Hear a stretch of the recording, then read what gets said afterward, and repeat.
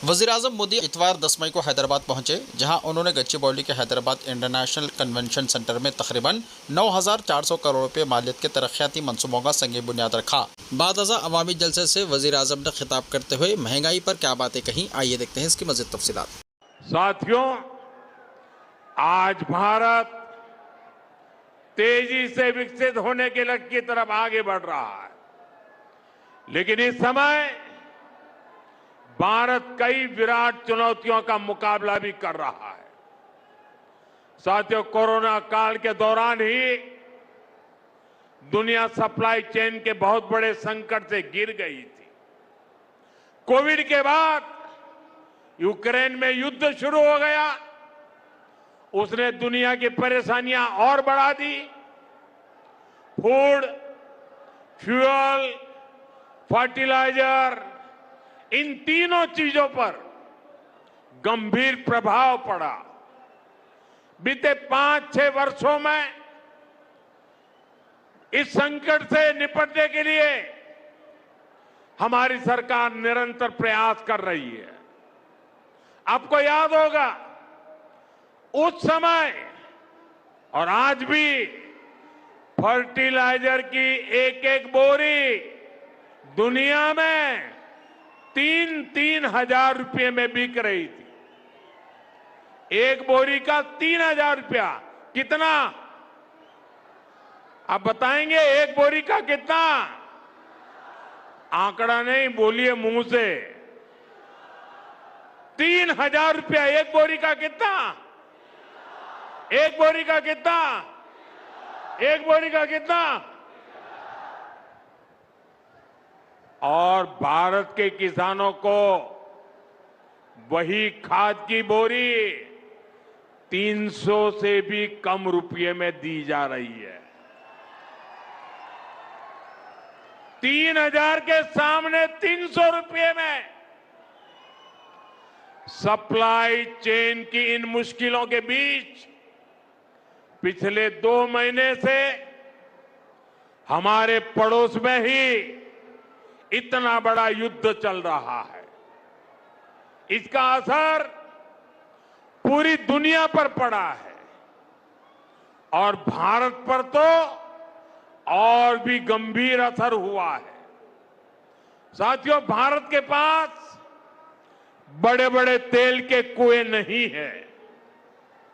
हमें अपनी जरूरत का पेट्रोल, डीजल, गैस, ये सब बहुत बड़ी मात्रा में दुनिया के दूसरे देशों से, बाहर से मंगाना पड़ता है। युद्ध की वजह से पूरी दुनिया में पेट्रोल, डीजल, गैस और फर्टिलाइजर के दाम बहुत अधिक बढ़ चुके हैं, आसमान को भी पार कर गए हैं।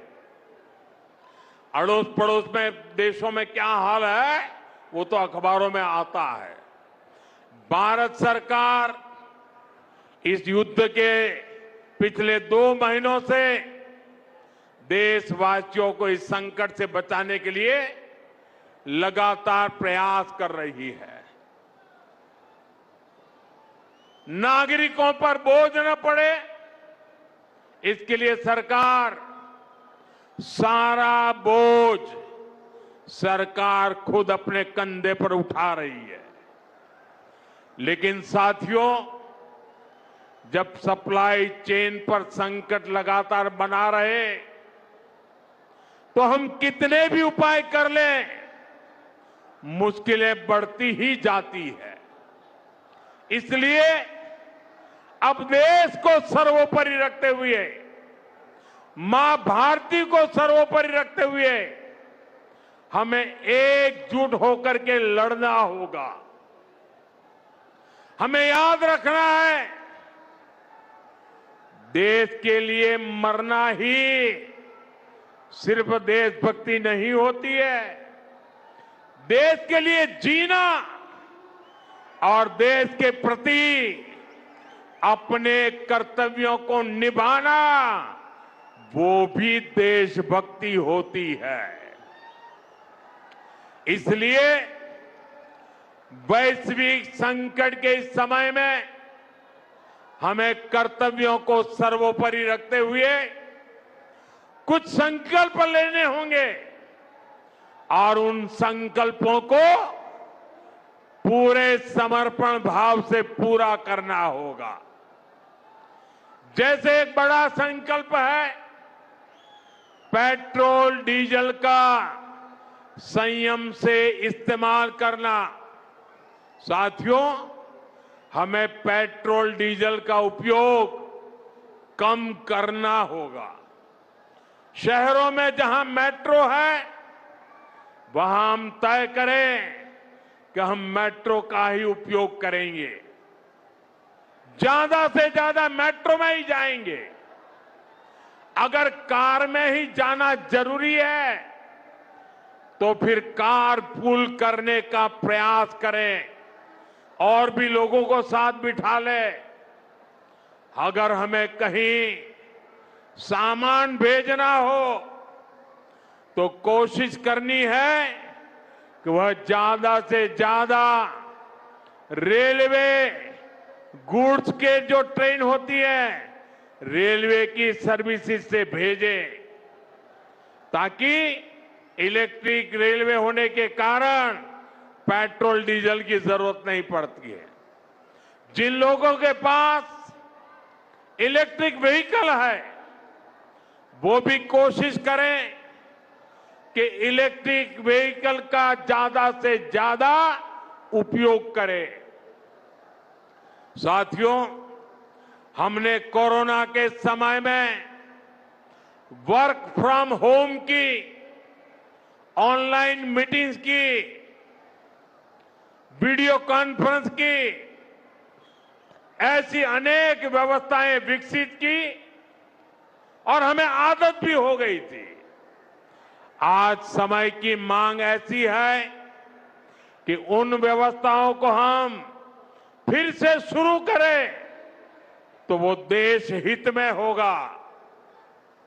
Work from home, online conferences, virtual meetings, इनको हमें फिर से प्राथमिकता देनी है। साथियों, आज जो संकट है उसमें हमें विदेशी मुद्रा बचाने पर भी बहुत जोर देना होगा, क्योंकि दुनिया में पेट्रोल डीजल इतना ज्यादा महंगा हो गया है, पहले से कई गुना ज्यादा कीमतें बढ़ गई है। तो हम सबका दायित्व है कि पेट्रोल डीजल की खरीद पर जो विदेशी मुद्रा खर्च होती है, पेट्रोल डीजल बचाकर हमें वो मुद्रा भी बचानी है। इसके लिए हमारे छोटे छोटे प्रयास भी देश की बहुत मदद कर सकते हैं। जैसे आजकल जो विदेशों में शादियों का, विदेशों में घूमने का, विदेशों में वैकेशन पर जाने का मिडिल क्लास में कल्चर बढ़ता जा रहा है।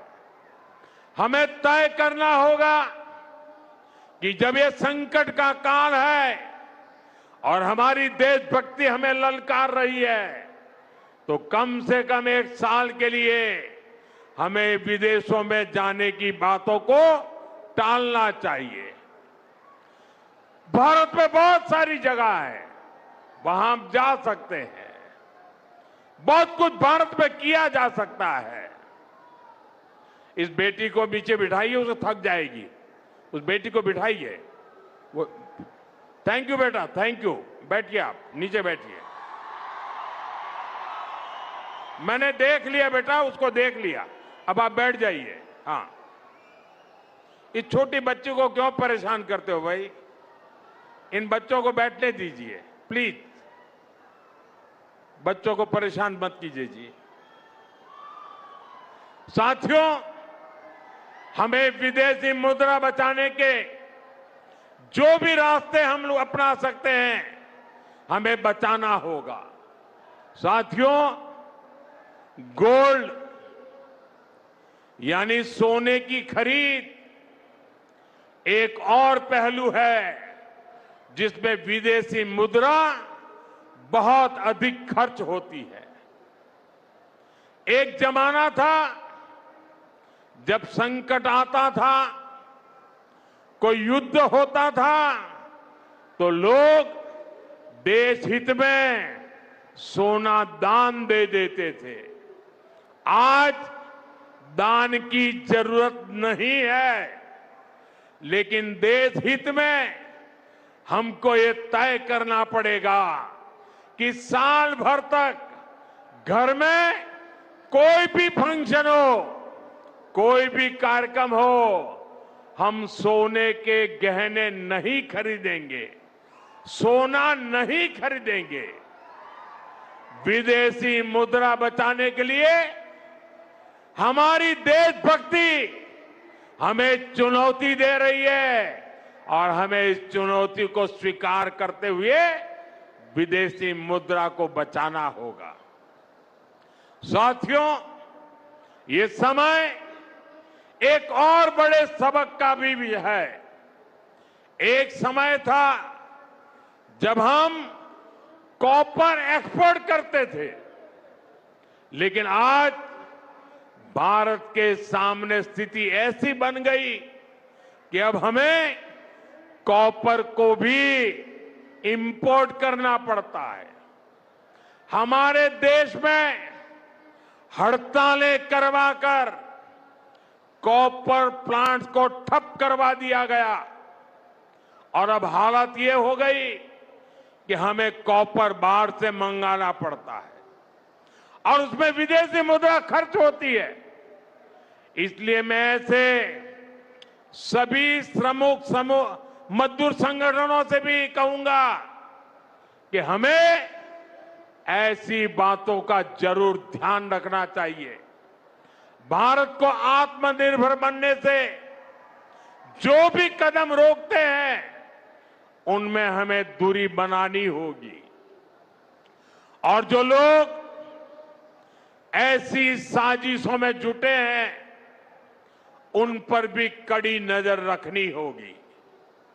मैं देश की अदालतों से भी आग्रह करूंगा कि ऐसी स्थिति आने पर देश हित में हमें कोई ना कोई रास्ता निकालने की तरफ बढ़ना चाहिए।